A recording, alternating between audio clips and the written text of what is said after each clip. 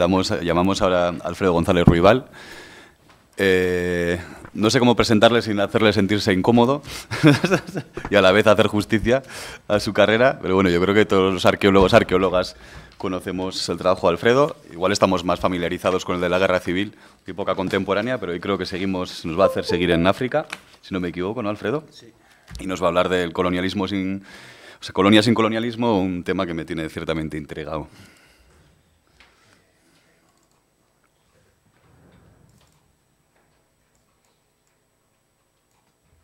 Y también ahora aprovecho para decir que las preguntas también pueden ser después. Tenemos un rato de una y media para hacer más preguntas y un predebate, si os parece.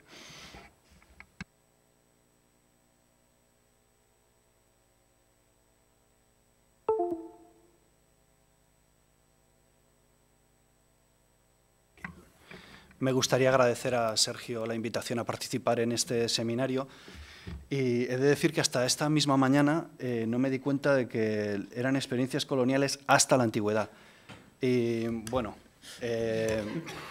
me quedé con la primera parte de colonialismo y conectividad, pero por suerte uno de mis casos de estudio es de la antigüedad. Entonces, realmente mi idea era presentar una panorámica de este fenómeno de colonia sin colonialismo en el Cuerno de África, desde el siglo VIII a.C. hasta el siglo XX, hasta mediados del siglo XX. Le dejamos, ¿no? Si queréis hablo solo del primer milenio antes de Cristo, pero es más aburrido, ¿eh? Nada, adelante, Alfredo. En realidad no.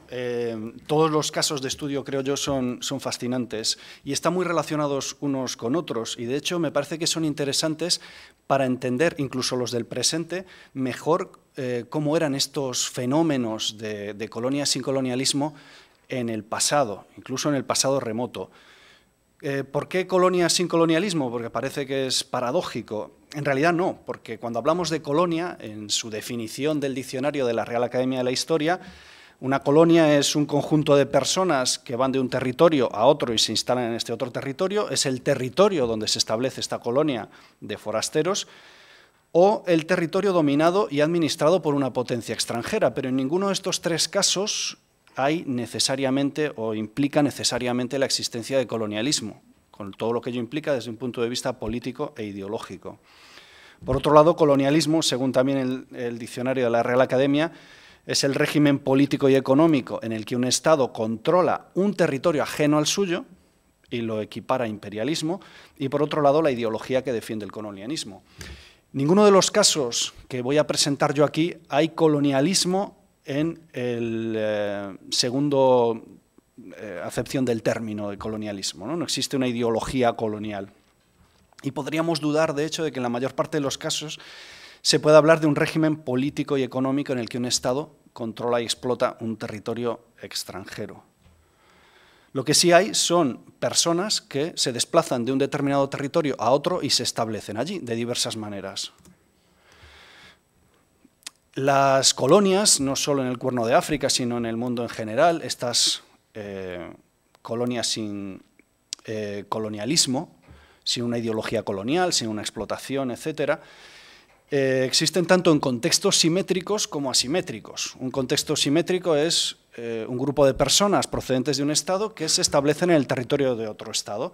Y ahí tenemos, por ejemplo, el caso de monjes cristianos, de las comunidades, por ejemplo, de los menonitas en el siglo XIX y principios del XX, que se establecen a lo largo de Sudamérica, en Uruguay, en Brasil, en Paraguay.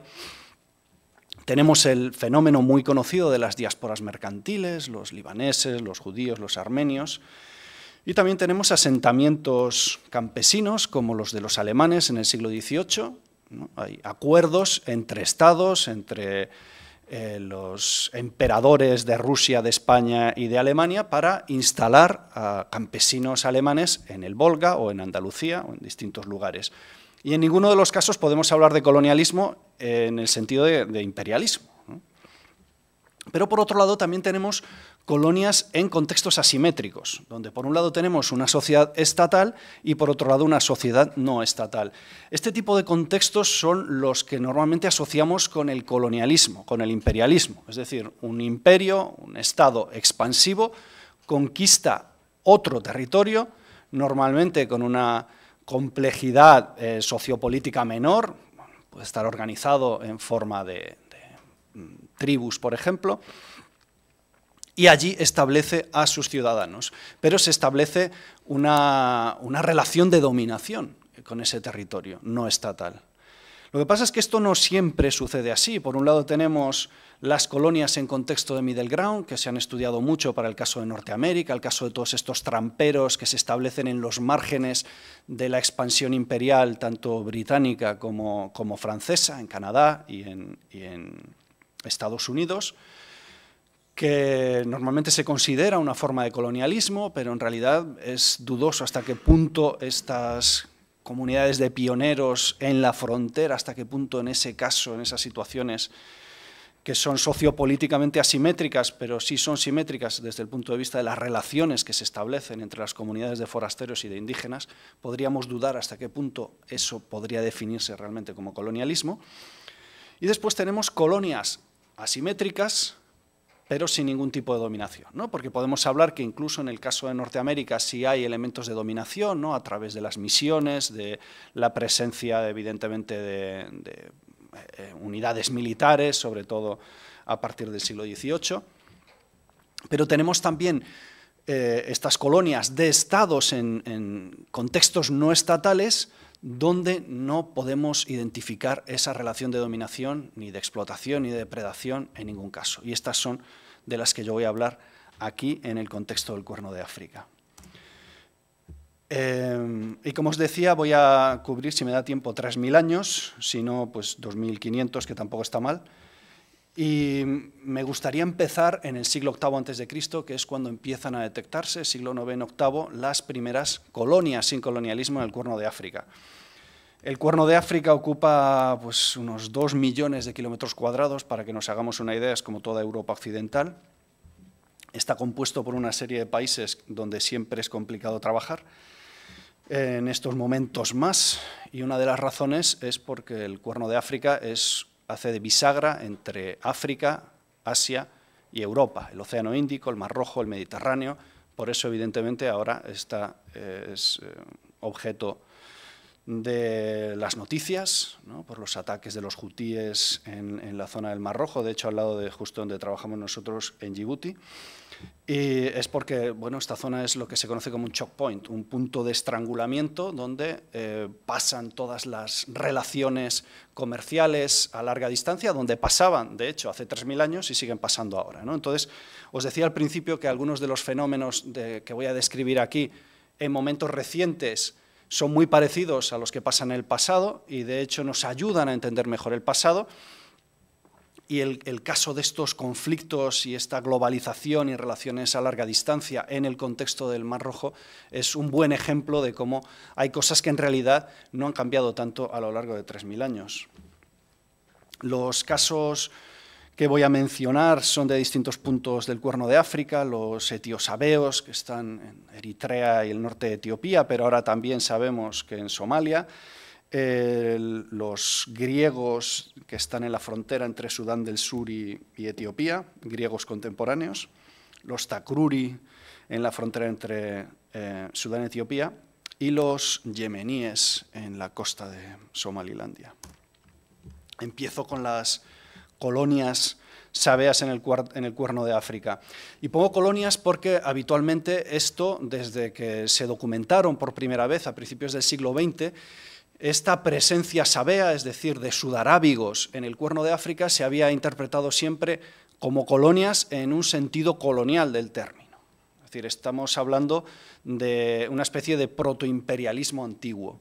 Y es normal que se identificaran así por dos motivos. Primero, cuando aparecieron por primera vez fue justo en el contexto de la expansión europea en África. Entonces parecía que lo que estaban encontrando los arqueólogos en el año 1910 era exactamente lo mismo que estaban haciendo los europeos en África en esos momentos, es decir, colonizar y crear territorios de explotación y de control y de civilización, entre comillas, en África. Y por otro lado es normal que pensaran eso, porque la cultura material que encontramos en el norte de Etiopía y en Eritrea, en el siglo VIII y VII a.C., es extraordinariamente semejante a la que aparece en el sur de Arabia. De hecho, nos encontramos los mismos templos, las mismas inscripciones, los mismos términos para referirnos a gobernantes. Es decir, da la sensación de que lo que tenemos es una transferencia de esa cultura y de esas formas de organización política que tenemos en Yemen, en el sur de Arabia, al Cuerno de África. Por lo tanto, lo que tendríamos sería una conquista del norte del Cuerno de África por parte de estas poblaciones del sur de Arabia en torno al siglo VIII a.C. Aquí tenéis, por ejemplo, el templo de Yeha, que es del siglo VIII-VII, que se conserva extraordinariamente bien, entre otras cosas porque después, a partir del siglo IV, se convirtió en una iglesia cristiana, y que es un ejemplo característico de templo sudarábigo, ¿no? Está en Etiopía, pero podría estar perfectamente en Yemen, con bueno, arquitectura de sillería, inscripciones monumentales en alfabeto sabeo. En los últimos años han aparecido más templos de estilo sudarábigo, por ejemplo, el altar de Almaka en Wukro, que es una localidad también de Tigray, del norte de Etiopía. El dios o la diosa Almaka es el dios de la luna, es una divinidad característica también sabea, sudarábiga. Durante mucho tiempo se ha considerado, como decía antes, que este es un caso típico de colonialismo, es decir, no sería tan diferente a lo que tenemos, por ejemplo, con el caso de los romanos o con el caso de los griegos. La transposición de la cultura de una metrópoli a un territorio que es colonizado, es conquistado y es asimilado por este imperio. En los últimos años nos hemos pasado un poco al extremo opuesto, a decir que en realidad no hay conquista colonial, sino que lo que hay son influencias que llegan del sur de Arabia, ¿no? Porque de hecho enseguida se ve cómo empieza a haber divergencias entre la cultura sudarábiga de Etiopía y de Eritrea y la cultura sudarábiga de Yemen, ¿no? Empieza a haber diferencias pues, en el tipo de escritura, en la lengua, en el tipo de nombres, etcétera. Pero bueno, esto es lo que pasa realmente en cualquier fenómeno colonial, ¿no? Pasa con los griegos, con los fenicios o con los romanos, ¿no? En el momento en que se establecen en un determinado territorio, empiezan a aparecer formas híbridas, formas más locales, mixtas. La hipótesis colonial se ha reforzado en los últimos 2 o 3 años con el descubrimiento de una colonia sabea en Ras Hafun, en Somalia, justo en la punta del Cuerno de África. Aquí no se puede trabajar porque, bueno, por Al-Shabaab y los piratas, etcétera, pero hay gente local que está muy interesada en la arqueología, y entonces se ponen en contacto con arqueólogos y nos informan de lo que van encontrando. Y los últimos 2 o 3 años, en Ras Hafun ha aparecido un montón de inscripciones sabeas canónicas, unas cosas impresionantes como podrían aparecer en el centro de Yemen. Entre estas inscripciones tenemos algunas donde se habla de cómo el rey del reino de Saba manda una expedición para que construyan un templo en Ras Hafun, dedicado al dios tal, nombra al general que se va a encargar de la expedición, etcétera. Es decir, es evidente que se trata de un proyecto estatal de fundación de un enclave colonial en el sentido de asentamiento en un territorio extranjero. Con lo cual parece que esto reafirmaría la idea de que realmente estamos ante un fenómeno colonial e imperial canónico. Pero en realidad no es así. Si uno va a la página de Wikipedia y busca el reino de Damot, que sería este reino local o Daamat que fundan los sabeos aquí a partir del siglo VIII, verá que aparece un mapa, el típico mapa de Estado-nación con el que solemos representar los estados en la antigüedad y que falsea realmente la realidad del pasado, ¿no? Porque parece que es perfectamente homogéneo, con sus límites perfectamente trazados. La realidad es que no era así. La realidad, por lo que sabemos arqueológicamente, es que lo que tenemos es una serie de enclaves donde observamos que existe una cultura esencialmente sudarábiga, rodeados de un territorio donde no aparece absolutamente nada de eso. Entonces, lo que tenemos es más bien una especie de mosaico o de lo que los ingleses llamarían un patchwork, ¿no? De un estado fragmentario, una serie de estados fragmentarios, probablemente independientes unos de otros, y que son un poco pues, extraterrestres que se instalan en un territorio que es fundamentalmente indígena. Es decir, no hay un control del territorio, no hay un control homogéneo y no hay ni políticas de depredación ni políticas violentas sobre el territorio. ¿Por qué lo sabemos? Primero, porque prácticamente no se conocen armas, ni horizontes de destrucción violenta, ni nada por el estilo, y ni uno de estos asentamientos está fortificado. Entonces, lo que da la sensación de que sucede aquí es que estas colonias se establecen con acuerdo de las comunidades locales, ¿no? Y se establecen en lugares muy específicos. Por lo que sabemos por contextos posteriores, ¿cómo sucede esto? Seguramente gracias a un elemento muy importante que tenemos tanto en el sur de Arabia como en el Cuerno de África, en esa época y hasta tiempos no tan lejanos. Y es que en ambos casos estamos hablando de sociedades que seguramente eran cognáticas con un elemento matrilineal muy importante. Entonces lo que sucede es que los yemeníes o los sudarábigos de la antigüedad llegaban al Cuerno de África, se casaban con mujeres locales pertenecientes a las élites y eso les permitía pues, construir una red local de poder, ¿no? Cosa que no hubiera sido tan fácil si no existía pues, esta bilateralidad en la transmisión del parentesco o bien una presencia matrilineal importante. De hecho, es muy interesante que algunas de las personas de las que tenemos inscripciones de origen sudarábigo en el Cuerno de África trazan su filiación a través de mujeres en vez de hombres, lo cual es súper interesante, ¿no? Y nos indicaría nuevamente la importancia que tenía en la transmisión del poder la vía matrilineal en el Cuerno de África. Pero es que en Yemen están pasando cosas parecidas. Se conocen muchas inscripciones también donde aparecen mujeres con cargos políticos y donde aparecen líderes que trazan también su filiación por vía femenina. Entonces, ¿es esto colonialismo? No, no es colonialismo, no es imperialismo, es una cosa distinta, es colonias en un contexto asimétrico, un Estado que se establece en una zona no estatal, pero con un grado de complejidad sociopolítica no tan distinto de un Estado como para poder establecer este tipo de relaciones. Mi siguiente caso de estudio ya es medieval, pero en realidad no es esencialmente tan distinto. Es el de los yemeníes medievales en Somalilandia durante el siglo XI y el siglo XII. En este caso nos tenemos que desplazar a la costa de Somalilandia, un estado independiente de facto, de hecho reconocido hace unos días por primera vez por un país, por Etiopía, y que está nuevamente en una zona clave, está muy cerca, está en el Golfo de Adén y muy cerca del estrecho de Bab el-Mandeb. Aquí hemos estado trabajando durante varios años, entre el año 2015 y el año 2020, estudiando las relaciones a larga distancia, tanto en la antigüedad como en la Edad Media y en época moderna. Y durante estas prospecciones encontramos un sitio muy interesante que se llama Bender Abbas, está en la costa justo enfrente de Yemen. En este punto Yemen está aproximadamente a unos 180 kilómetros de la costa somalilandesa, es decir, es algo que se puede, es un trayecto que se puede cubrir fácilmente en 3 o 4 días de navegación. Y este yacimiento que encontramos es un yacimiento idéntico a los que aparecen en Yemen, en la Edad Media, en el siglo XI y XII.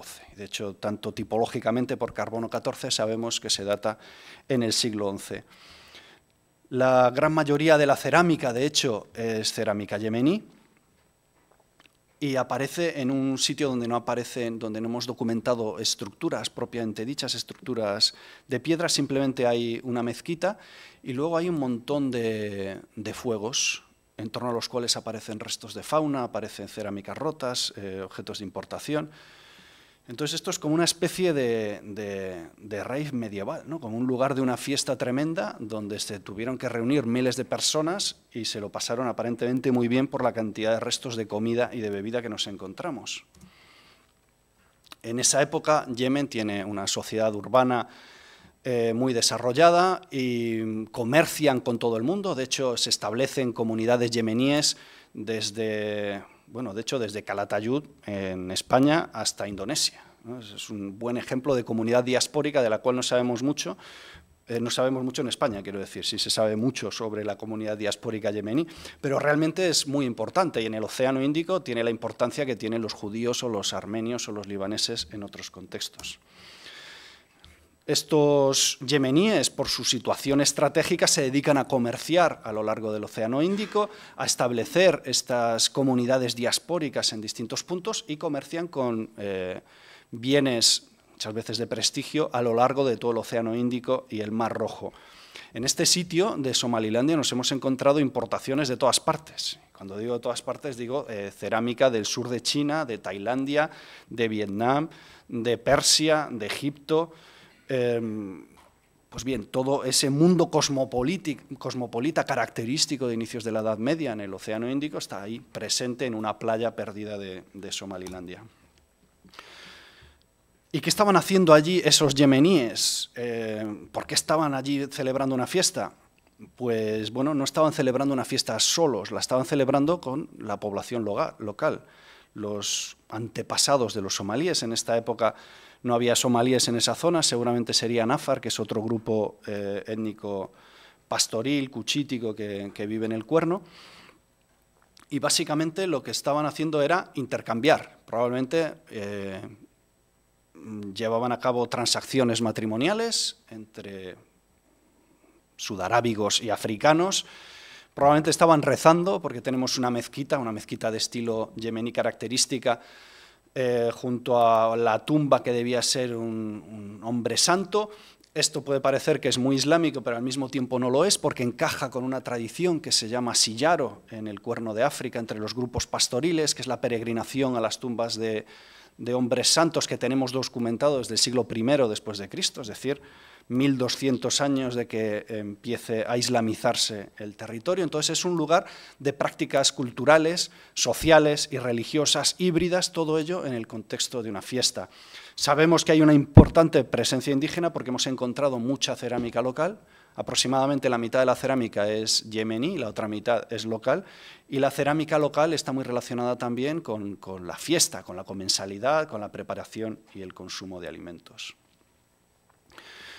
Entre los restos de fauna, que todo el yacimiento está en superficie, bueno, por una cuestión geomorfológica se desplazó una duna y quedó todo a la vista, y había esqueletos enteros de camellos. De hecho, había una estructura, estaba hecha con huesos de camello enteramente, con cráneos de camellos, lo cual está muy relacionado normalmente con fiestas en el Cuerno de África. Evidentemente no se matan camellos todos los días y estaban consumiendo camellos en este contexto evidentemente festivo y ritual. Al mismo tiempo era un asentamiento donde la gente pasaba bastante tiempo, aunque no haya estructuras permanentes más allá de las religiosas y rituales, porque han aparecido molinos de piedra idénticos nuevamente a los que tenemos en Yemen. Otra vez, ¿es esto una colonia en el sentido del colonialismo? No, no lo es. Lo que estamos viendo es, a todas luces, una relación simétrica entre sociedades asimétricas, una sociedad tribal clánica como son estos afar o estos grupos cuchíticos pastoriles y una sociedad estatal urbana como son los yemeníes, pero se lleva a cabo estas relaciones de forma simétrica y en un contexto ritual, algo que no es muy distinto a lo que pasa, por otro lado, en contextos mediterráneos del primer milenio antes de Cristo. Nos vamos acercando al presente y el tercer ejemplo son los takruri de la frontera etíope-sudanesa, de finales del siglo XVIII y del siglo XIX. Este es un caso de una población que se desplaza desde el oeste de África hasta el este de África, es decir, unos 5.000 kilómetros, se atraviesan en un tiempo récord, van muy rápido siguiendo a sus ganados.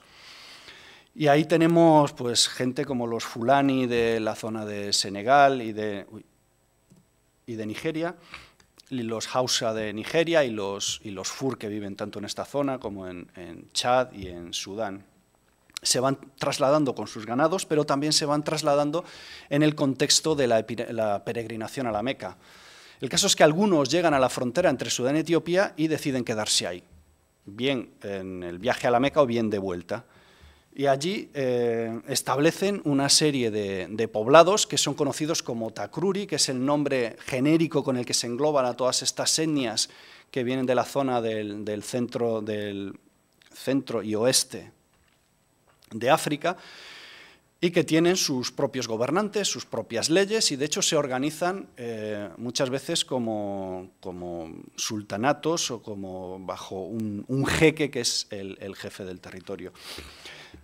Cuando estábamos prospectando en la frontera entre Sudán y Etiopía hace unos años, encontramos un yacimiento que nos llamó la atención porque no estaba muy claro su adscripción cultural.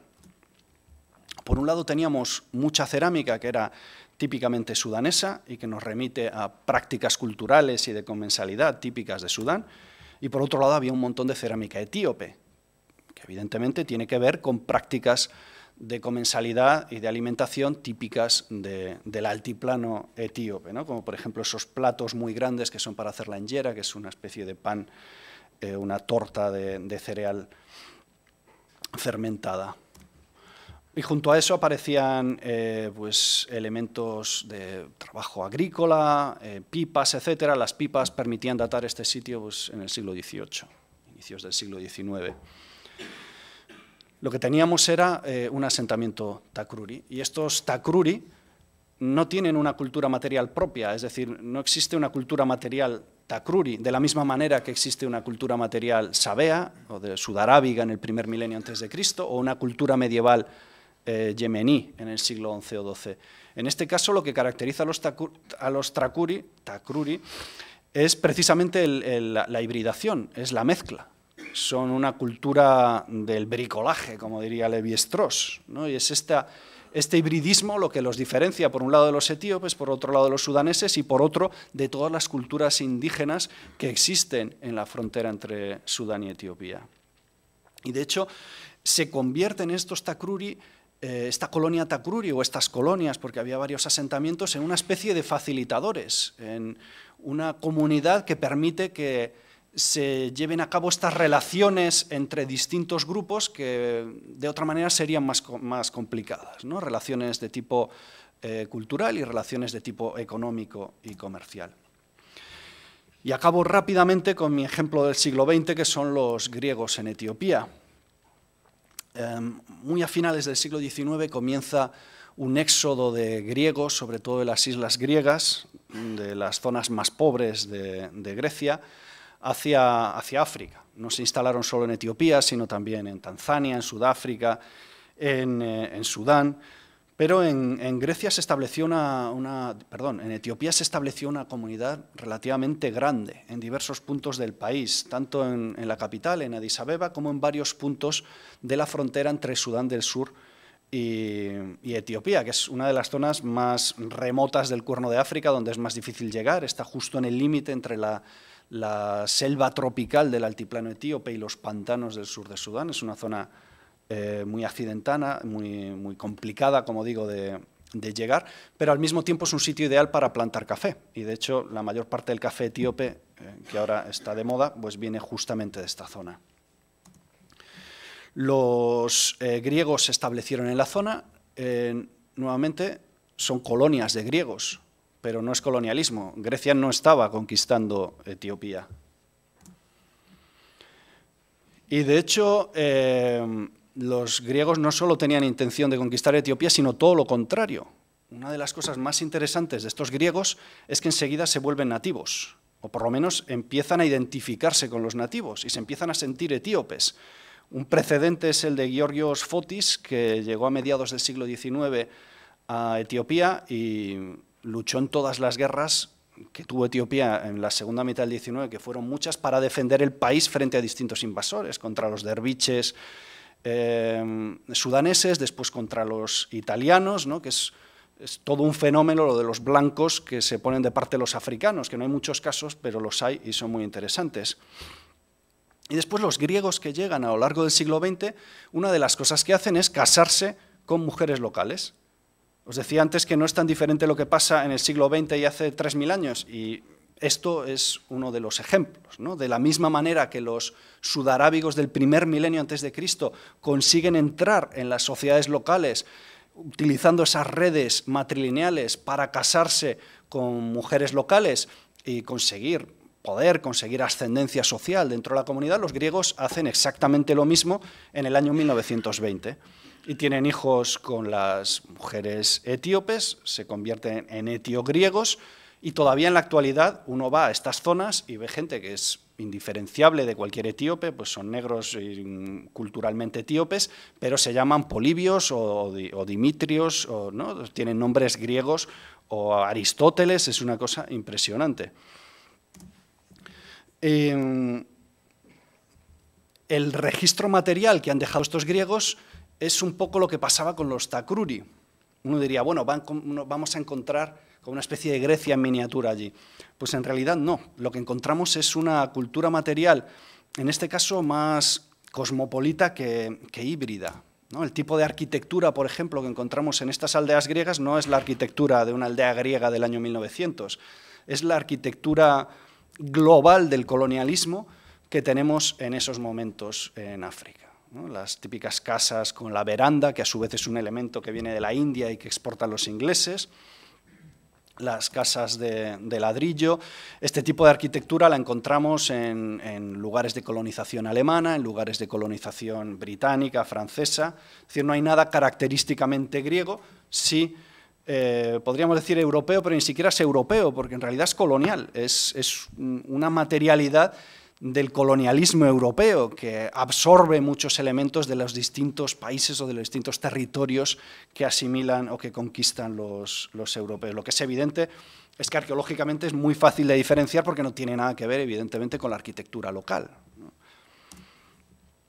Y bueno, todavía se conserva parte de la cultura material de los griegos, como por ejemplo los camiones que utilizaban en los años 20 para transportar el café de las colonias griegas hacia los puertos fluviales desde donde se exportaba el café al Mediterráneo. Y bueno, hoy sí, como decía, sigue habiendo etiogriegos que son prácticamente etíopes al 100%, lo cual demuestra hasta qué punto fue exitosa esa asimilación de los griegos dentro de la comunidad etíope, ¿no? Y que es tan diferente a otras comunidades como, por ejemplo, los holandeses, ¿no? Los neerlandeses en Sri Lanka, que siguen siendo completamente neerlandeses, ¿no? En su cultura, en el color de la piel, en la lengua y todo, ¿no?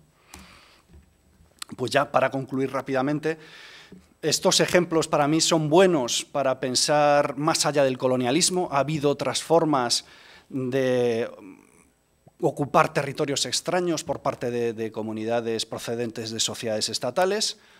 Existe la simetría sin dominación, ¿no? En el caso de Grecia podíamos pensar en colonialismo europeo, pero no es colonialismo europeo, en un momento además donde el colonialismo europeo era hegemónico en todo el mundo, ¿no? Pues hay otros modelos. Después está la cuestión de la hospitalidad, que es absolutamente clave en todos estos ejemplos. El elemento que vertebra y que une todas estas experiencias es la hospitalidad, frente a la dominación o la violencia de los contextos imperiales y coloniales. En las colonias sin colonialismo, lo que las hace posible son las nociones de hospitalidad, y esta hospitalidad tiene un correlato material, que pueden ser las fiestas que organizaban los yemeníes en el siglo XII en la playa de Somalilandia, o pueden ser esos espacios de encuentro que eran los santuarios en el siglo VIII o VII a.C. en las tierras altas de Etiopía. Y en relación con todo esto, merece la pena explorar cuáles son precisamente esas formas de encuentro en estos contextos asimétricos sin dominación, y tenemos los stranger kings, los reyes forasteros que se consideran sabios, la hibridación cultural, el going native, ¿no? Esta gente que se vuelve local, que decide aceptarlas o asimilarse con las culturas locales y que expanden mucho el modelo exclusivamente de dominación y de imposición que es característico del colonialismo. Gracias.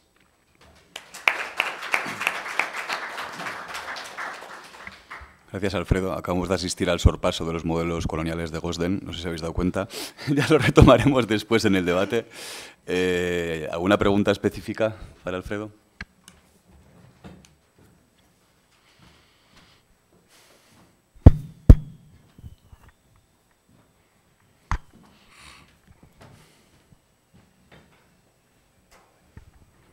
Hola, bueno, en primer lugar, muchas gracias. Ha sido muy interesante conocer todos estos ejemplos. No sé si es específica, si no lo es, podemos simplemente dejarla a un lado y retomarla luego. Aprovecha. En este último caso, sobre todo, me ha surgido la duda de manera más clara, tendría que planteármelo también para los anteriores. ¿Por qué no estamos hablando de migración? ¿Es porque se considera que es una cosa más organizada? Porque en este último caso griego, a mí lo que me ha venido a la palabra todo el rato es migración, ¿no? Porque además has hablado de poblaciones, o de población, mejor dicho, igual, pobre en Grecia, que busca otro lugar, ¿no?, donde asentarse. Entonces, ¿por qué esa palabra no ha salido, migración, y nos hemos quedado en colonialismo, aunque sea otro tipo de colonialismo? Sí, no, es claramente un caso de migración. De hecho, quizá los otros ejemplos también, ¿no?, los Tacrurio, incluso los sabeos, podríamos estar hablando de migrantes, que es lo que son en última instancia. No es colonialismo en ninguno de los casos, sí son colonias, y por eso utilizo el término, porque en todos los casos son grupos que se establecen en una zona determinada, ¿no? Entonces forman su pueblo, ¿no? En el caso de los griegos, es la colonia griega de Dembidolo, es la colonia griega de Gore, ¿no? En el caso de los sabeos es la colonia sabea de Wucro, colonia en ese sentido que decía al principio, de un grupo de gente que se instala en un sitio, ¿no? Ocupa un determinado lugar y permanecen en ese lugar, ¿no?, frente a, bueno, que es algo que suele pasar con muchos emigrantes, ¿no? Y de hecho se habla de la colonia china de San Francisco o la colonia armenia de tal. Es en ese sentido de colonia, pero efectivamente estamos hablando en todos los casos de migrantes. ¿Más preguntas?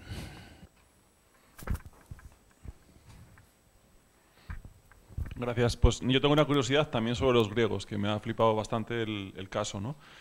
Comentabas que se instalan en una zona determinada y que casi todos ellos se ponen en marcha a producir café, ¿no? Entonces me pregunto si es una motivación oportunista o si efectivamente traían de las islas griegas algún tipo de expertise, algún tipo de tecnología que les empujó un poco a tomar esa decisión. No sé si tienes datos sobre esto. Es curiosidad, ¿eh? No es... Bueno, realmente ellos lo que se dedican son como intermediarios, ¿no? Son comerciantes. Entonces, vienen de las islas griegas, donde ya tenían ese expertise como intermediarios o como comerciantes, y lo que hacen es aplicarlo al caso del Cuerno de África. O sea, no es la plantación, porque evidentemente las islas griegas, la plantación complicada, sino esta capacidad económica, ¿no?, de gestionar el comercio. Después también muchos de ellos lo que hacen es establecer pequeños negocios. Por ejemplo, uno de los sitios que documentamos era una fábrica de jabón. El señor, de hecho, se llamaba Dionisos, y era la tercera generación de jaboneros griegos en Dembidolo. Y bueno, a partir de ahí, de esos pequeños negocios, lo que hacen es gestionar el negocio del café. Vale, y ahora abrimos las preguntas a todo el mundo, a todos los ponentes de toda la mañana, porque a los demás les he dejado solo una pregunta, a Alfredo le he dejado dos. Ahora cualquiera puede preguntar a quien quiera, y Alfredo incluido, por supuesto. Es que no sé quién estaba primero. No sé. ¿Alguien? ¿Quién quiere el micrófono? ¿Qué hacemos? ¿Nos sentamos todos aquí? Puedo, si no pregunto, pero no sé si había Igual si otra queréis persona. podéis venir todos los ponentes o si no nos bajamos nosotros. Porque Vale, hago la pregunta y subo. Es que es una pregunta para Alfredo, pero en realidad puede ser para todo el mundo, ¿no? La pregunta era, me parece muy interesante esto de asimetría sin dominación, ¿no? Este concepto. Entonces mi pregunta es, ¿tú crees, o en tus casos, tú crees que puede haber dentro de estos casos de asimetría sin dominación violencia, de todas maneras, o casos de violencia? ¿O has documentado tú por las fuentes o a nivel arqueológico casos de violencia, no necesariamente con armas, etcétera, sino casos de, no sé, pues que a lo mejor había luchas entre los comerciantes locales y los comerciantes que vienen de fuera, por intereses comerciales, etcétera?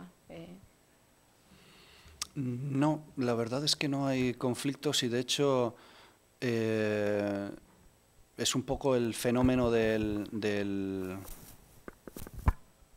del santuario, ¿no? Es decir, estas comunidades nadie se va a meter con ellas porque en realidad son las que facilitan las relaciones con otras comunidades.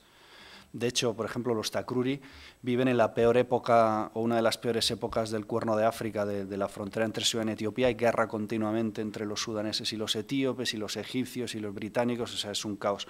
Y los Takruri están al margen continuamente, nadie se mete con ellos, ¿no? Y es precisamente por ese papel de facilitador que tienen.